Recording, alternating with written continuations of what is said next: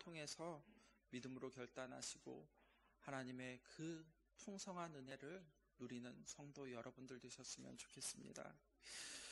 오늘 살필 본문은 마가복음 14장 12절에서 26절의 말씀은 예수님께서 붙잡히시기 전에 제자들과 마지막 만찬을 나누시는 장면입니다.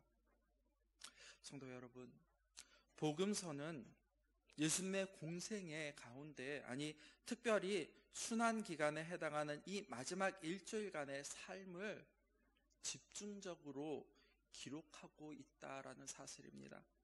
그 이유는 이 마지막 일주일에 예수님의 공생의 사역의 핵심이 담겨져 있기 때문에 그러하다라는 것입니다. 바로 그 핵심은 십자가와 그리고 부활입니다. 그렇기 때문에 복음서, 즉 마태, 마가, 누가, 요한복음에서는 예수님의 십자가와 예수님의 부활에 초점을 맞추고 있습니다. 왜냐하면 예수님께서 이 땅에 오신 목적이 바로 십자가를 통한 우리의 구원이기 때문에 그러합니다. 즉 죄와 죽음의 자리에서 영원한 생명의 자리로 우리를 옮겨주신다라고 말씀하고 계시기 때문에 그러합니다. 오늘은 예수님께서 붙잡히시기 전에 제자들과의 마지막 만찬의 모습을 살피면서 진정한 십자가의 의미를 다시 한번 생각해 보셨으면 좋겠습니다.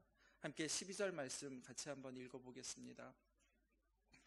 마가복음 14장 12절 말씀 함께 읽겠습니다.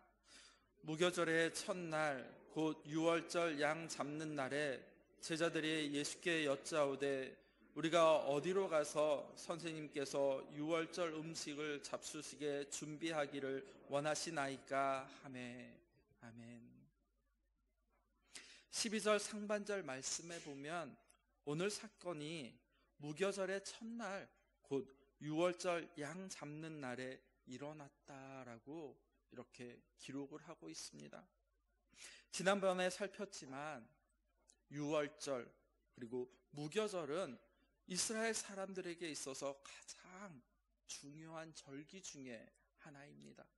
그리고 이 절기에 대해서는 출애굽기 23장과 레위기 23장 그리고 신명기 16장에 더 자세하게 구체적으로 기록되어져 있습니다. 이 절기는 하나님께서 이스라엘을 애굽의 압제로부터 해방시키시고 그리고 구원하신 것을 기억하며 또한 감사하는, 기념하는 절기입니다.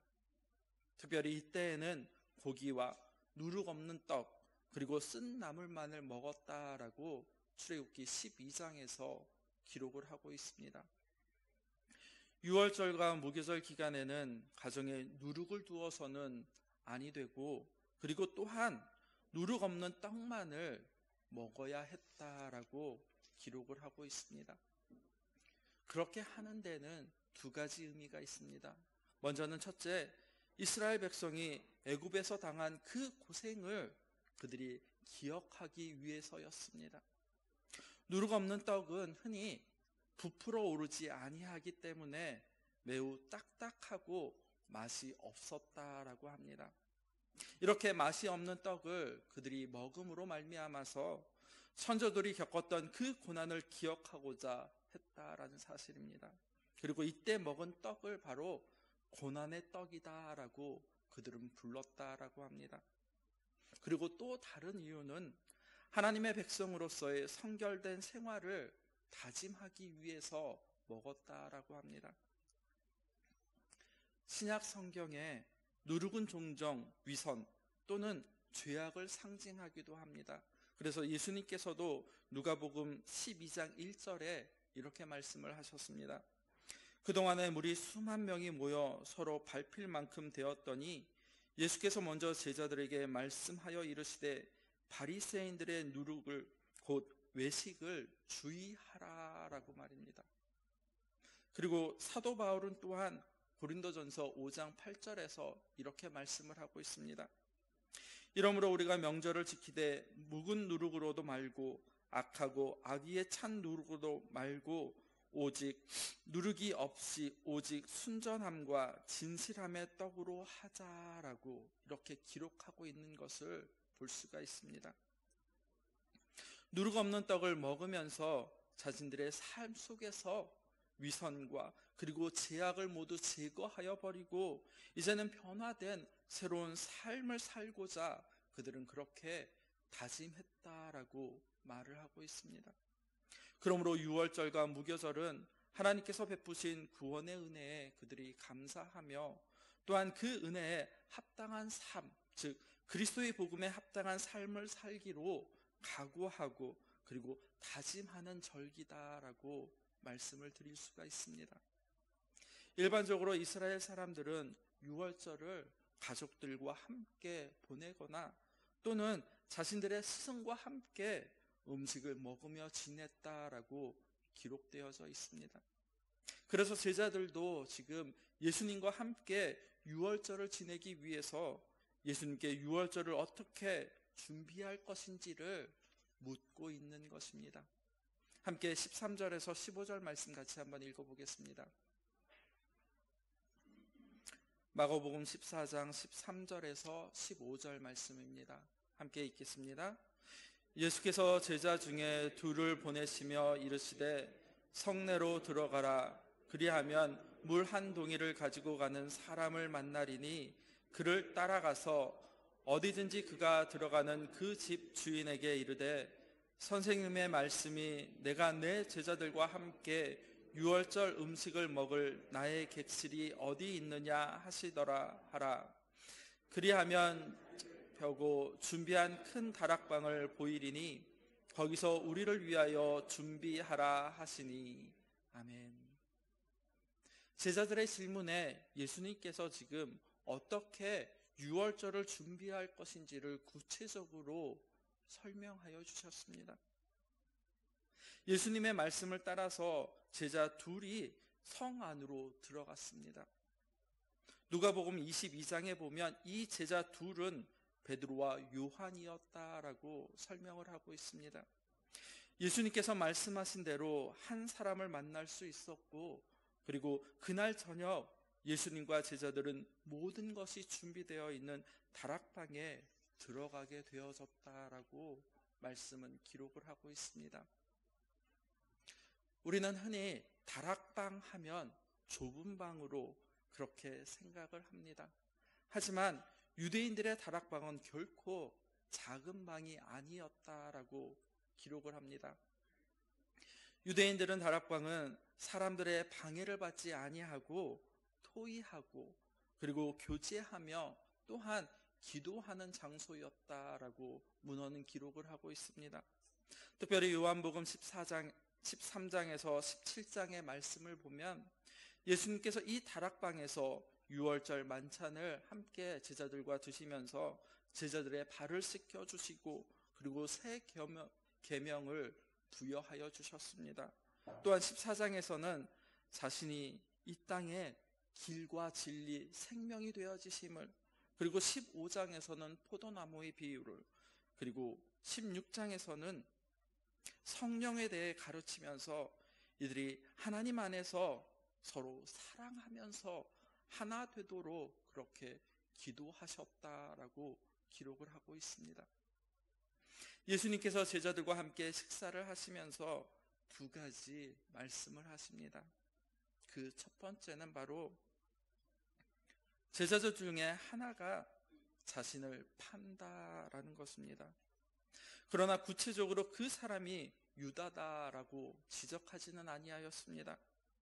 그때 제자들은 근심하면서 예수님께 이렇게 묻습니다. 19절 말씀에 보면 나는 아니지요 라고 말입니다. 제자들이 그렇게 질문했던 이유가 무엇이었겠습니까? 예수님의 죽으심 그 자체를 염려했기 때문이 아니었다라는 사실입니다. 사실 누가복음 22장의 말씀을 보면 아마도 이때까지도 제자들은 여전히 누가 크냐, 아니 누가 더 높은 자리에 앉느냐라고 하면서 그렇게 서로 논쟁하고 그리고 다투었다라고 성경은 기록을 하고 있습니다. 지금 제자들은 혹시라도, 아니 자신들이 예수님의 마음에 들지 않으면 어쩌나 하는 그러한 생각으로 예수님께 이렇게 묻고 있는 것이었습니다. 그렇게 되면 예수님께서 메시아가 됐을 때 진정으로 자신들이 예수님의 최측근 자리에 그렇게 앉지 못하게 될 것이다 라는 그러한 걱정 때문에 예수님께 이렇게 물어보았다라는 것입니다. 또 다른 하나는 21장 말씀에서 21절 말씀에서 예수님께서 말씀하고 계십니다. 인자가 자기에 대하여 기록된 대로 가거니와 인자를 파는 그 사람에게는 화가 있으리로다. 그 사람은 차라리 나지 아니하였더라면 자기에게 좋을 뻔하였느니라 하시니라 라고 말입니다. 예수님께서 붙잡히시고 그리고 고난당하고 그리고 마침내 우리를 위하여 십자가에서 죽임을 당하는 이 일이 외형적으로 겉으로 볼 때에는 유대의 종교 지도자들과 그리고 가룟 유다의 음모의 결과였습니다.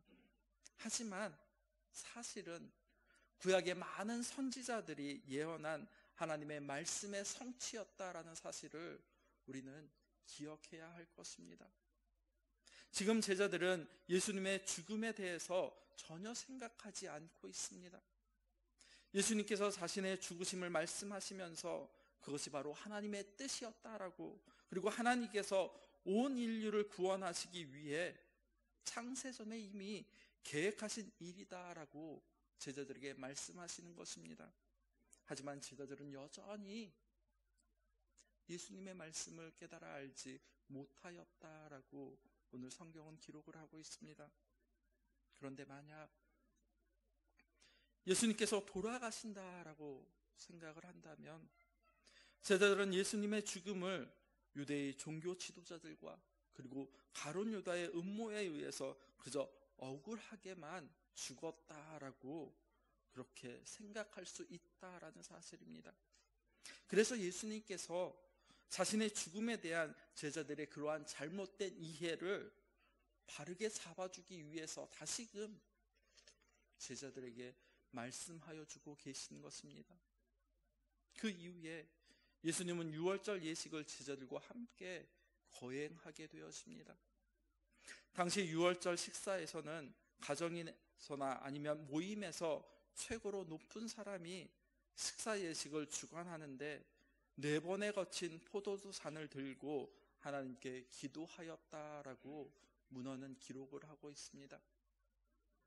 먼저 첫 번째 포도주 잔을 들고는 가족들에게 애굽에서 구원해 주신 나를 기억하고 유월절을 지키게 하심에 대한 설명을 하며 그것을 또한 감사하였다라고 말입니다. 그리고 두 번째 잔을 들고는 자녀들에게 유월절의 바른 의미를 설명해 준 이후에 누룩이 없는 떡과 고기를 식구들에게 나누어 주었는데 예수님께서도 이때 축사하시고 떡을 떼어서 제자들에게 나누어 주었습니다. 그리고 세 번째 포도주 잔을 들고 죽음의 사자로부터 구원해 주신 하나님께 감사를 드렸습니다.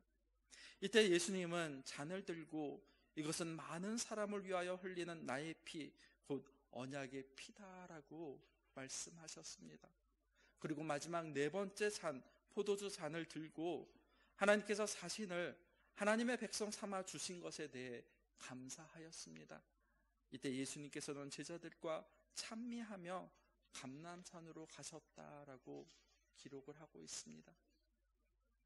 하나님께서는 어린 양과 누룩 없는 떡을 모든 사람들을 위해 희생하는 바로 자신의 몸으로 그렇게 해석하셨습니다. 하나님께서 보내신 죽음의 사자로부터 이스라엘을 구하기 위해서 희생된 어린 양은 바로 모든 사람을 죄와 죽음으로부터 구원해내기 위해 희생된 예수님의 몸을 상징하는 것입니다.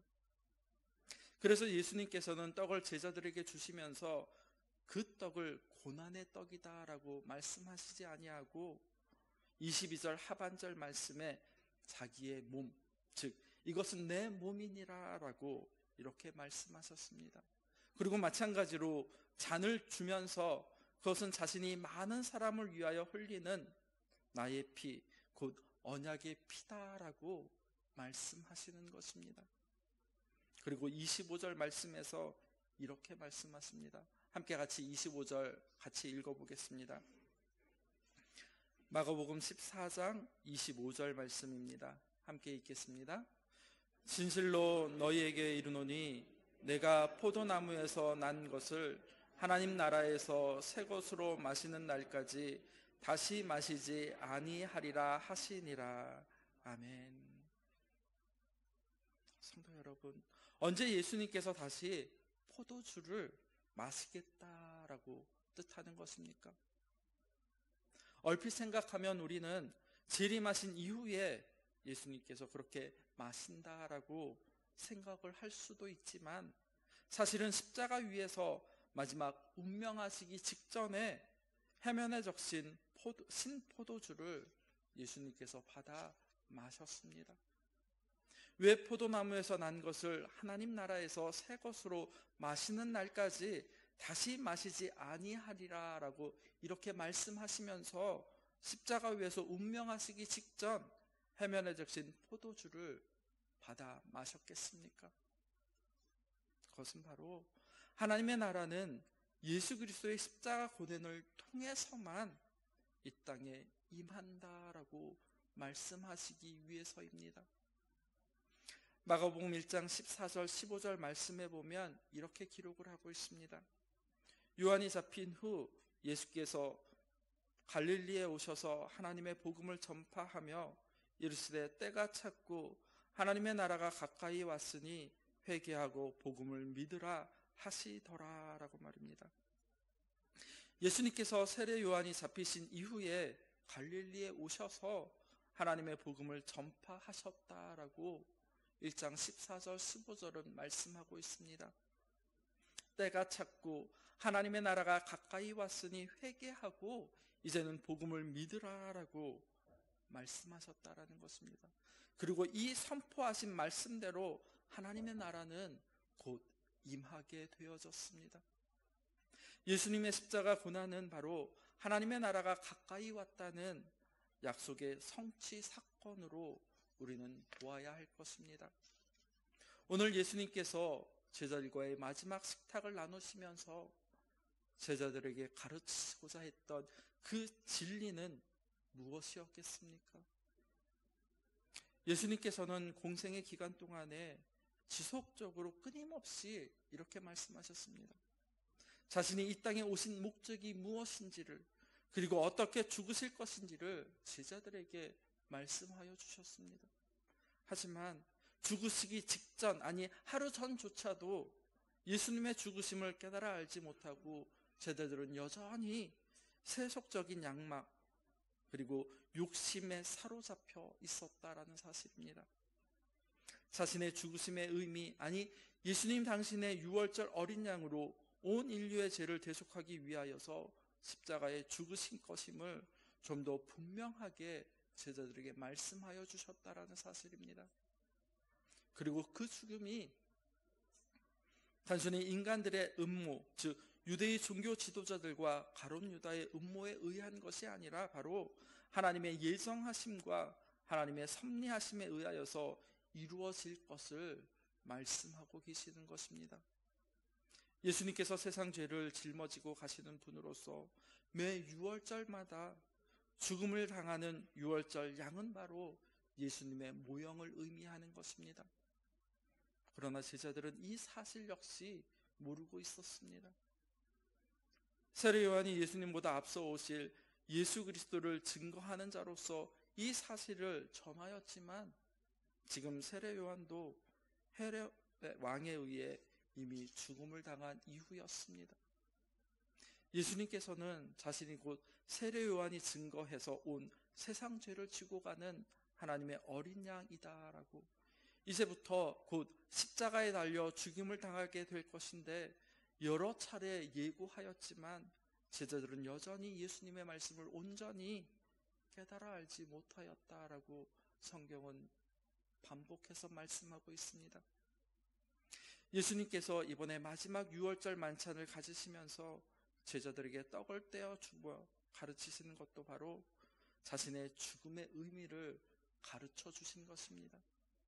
사실 예수님께서 떡을 떼어 주시면서 가르치신 일은 이번만이 아니었습니다. 이미 오래전에 오병이어의 이적을, 그리고 칠병이어의 이적에서도 예수님께서는 하나님으로부터 보냄을 받은 생명의 떡임을, 그리고 하나님의 영원한 생명을 주시는 분이심을 증거하셨다라는 사실입니다. 그러나 제자들은 여전히 그 의미를 외면하고 있었습니다. 이제 예수님께서는 자신 안에 있는 그 영생을 주시기 위하여 십자가에 달려 세상 죄를 지고 가는 하나님의 어린 양이 되고자 하신다라는 것입니다. 이제 유월절 제사, 곧 유월절 어린 양의 희생되는 제사를 행해짐으로 말미암아 무교절 장치가 시작되어집니다. 이때 유월절, 즉 유대인들은 누룩이 들어가지 않는 떡, 즉 무교봉을 먹었습니다. 유월절 절기에 참여하는 유대인들 모두, 아니 누구나 할 것 없이 모두 다 이 무교병을, 그리고 유월절 고기와 쓴나물을 함께 먹었습니다. 그렇게 함으로 말미암아 과거 출애굽 당시 유월절 어린 양의 피로 말미암아 죽음의 사자로부터 구원받은 그 일이 오늘도 동일하게 하나님의 언약 안에서 유지되고 있음을 확인하며 잔치에 참여하게 되어진다는 사실입니다. 예수님께서 제자들에게 유월절 잔치를 준비하게 하면서 그들과 함께 떡을 먹기를 원하셨던 것 역시 바로 이 이유 때문이었습니다. 예수님은 유월절 잔치에 근데 참석하지 못하셨습니다. 왜냐하면 예수님 자신이 유월절 잔치에 사용될 마지막 어린 양, 즉 유월절 어린 양이 될 것이기 때문입니다. 예수님의 유월절 어린 양이 되셔서 흘리게 될 피를 제자들이 마시게 될 것이고, 그리고 그들 안에 있는 영원히 마르지 아니하며 없어지지 않고 계속 있게 될 것이다 라고 말입니다. 그래서 죄 아래에 있는 이들에게 임하게 되는 하나님의 심판이 그 피를 보고 넘어감으로 말미암아 그들의 생명이 안전하게 보존되어진다라는 사실입니다. 성도 여러분, 오늘 이 말씀을 통해서 우리가 무엇을 깨달아 알아야 하겠습니까? 그것은 바로 십자가에 대한 진리, 그리고 부활의 산 소망이 우리에게도 있다라는 사실입니다. 예수님의 사역, 그리고 삶의 핵심은 바로 십자가였습니다. 오늘 본문 말씀에서도 예수님께서 다른 것을 말씀하시지 아니하시고 오직 예수님의 죽으심을 기념하고 그리고 그것을 지켜라라고 말씀하고 계십니다. 성도 여러분, 예수님의 십자가가 우리의 믿음의 중심에 와 있어야 한다라는 사실입니다. 그런데 우리는 예수님의 십자가가 우리의 죄와 죽음 가운데 구원하기 위한 그 하나님의 유일한 방법이라는 것을 확신하고 있습니까? 만약 그 사실을 믿지 못한다면 우리가 아무리 열심히 교회에 출석하고 그리고 교회를 위해서 봉사한다 할지라도 안타깝게도 그 사람은 구원받을 수 없다라는 사실입니다. 이사야 선지자는 이렇게 외쳤습니다. 이사야 1장 12절 말씀에 보면 너희가 내 앞에 보이려 오니 이것을 누가 너희에게서 요구하겠느냐, 내 마당만 밟을 뿐이니라 라고 말입니다. 마당만 밟는 신앙이 되어질 수 있다라는 사실을 우리는 늘 기억해야 할 것입니다. 왜냐하면 오직 예수님의 십자가만이 하나님께서 우리에게 주신 유일한 구원의 방법임을 믿으시기 바랍니다. 하나님께서는 이미 그것을 구약에서 예표로 우리에게 보여주셨습니다. 대표적인 것들이 두 가지가 있습니다. 첫째는 유월절의 어린 양입니다. 하나님께서는 애굽을 심판하실 때 어떻게 하셨습니까? 그의 백성들에게 어린 양을 잡아서 문설주에 바르라라고 말씀하셨습니다. 어떻게 보면 양을 잡아서 문설주에 바르는 것이 아무것도 아닌 것 같지만 하나님께서는 그 방법을 통해서 하나님 자신의 백성들을 구원하기를 원하셨다라는 사실입니다. 그리고 믿음으로 그 하나님의 구원 방법을 받아들이고 양을 잡아서 문설주에 발랐을 때 그때 그들은 심판을 받지 아니하고 하나님의 구원을 받았음을 우리는 기억해야 할 것입니다. 그리고 두 번째는 광야에서 모세가 든 놋뱀입니다. 이스라엘 백성들이 광야를 지날 때 원망하였습니다. 물이 부족하다고, 고기가 없다고. 이렇게 원망하고 불평하자 하나님께서는 불뱀으로 하여금 그들을 물게 하셨습니다. 뱀에게 물려서 죽어가게 된 그들에게 하나님께서 모세를 통하여 회개 기도를 하게 되자 하나님께서는 모세에게 놋뱀을 장대에 달아 높이 들게 하였고, 그리고 그것을 쳐다보면 산다라고 말씀하여 주셨습니다. 장대에 달린 놋뱀을 쳐다보는 것, 어찌 보면 아무것도 아닌 것 같지만 하나님께서는 그 방법을 통해서 자신의 백성을 구원하고자 하셨습니다. 그러나 그것을 우습게 여겨 쳐다보지 않은 사람들은 어떻게 되었습니까? 모두 다 광야에서 죽고 말았다라는 사실입니다. 유월절에 죽임당한 어린 양, 그리고 모세가 든 이 놋뱀 모두 다 예수님을 예표하는 상징이 되어집니다. 성도 여러분, 십자가는 하나님께서 우리를 구원하신 유일한 방법임을 믿으시기 바랍니다. 예수님의 십자가가 하나님께서 우리를 구원하신 유일한 방편임을 이 시간 믿고 그 십자가 앞에 나아가는 사람은 모두가 구원을 받는다라는 사실 또한 기억하시기 바랍니다. 오늘 예수님께서 제자들과 함께 하신 이 마지막 식사를 살피면서 예수님이 우리를 대속하시기 위하여서 하나님께서 보내신 메시아, 즉 구원자라는 사실을 깨달아 알게 되었을 뿐만이 아니라 예수님의 십자가 이외에는 다른 구원의 길은 결코 존재하지 않는다라는 사실을 분명히 믿음 안에서 고백하시고 이 부활주일 일상의 삶을 통하여서 날마다 승리하는 성도 여러분들의 가정이 되셨으면 좋겠습니다. 기도하겠습니다. 예수님의 십자가를 통하여서 우리를 구원하시는 하나님 아버지, 이 세상에는 구원의 길이 이곳저곳 있다며 거짓으로 우리를 많이 유혹합니다. 그러나 하나님의 말씀을 통하여서 오직 예수 그리스도의 십자가만이 구원의 유일한 길임을 깨달아 알게 하여 주시고 그 믿음을 우리에게 허락하여 주시니 감사를 드립니다. 오늘도 십자가 위에 굳건히 서서 승리하는 동경교회 그리고 성도들이 되도록 성령님 붙들어 주시옵소서. 예수님의 이름으로 기도드립니다. 아멘.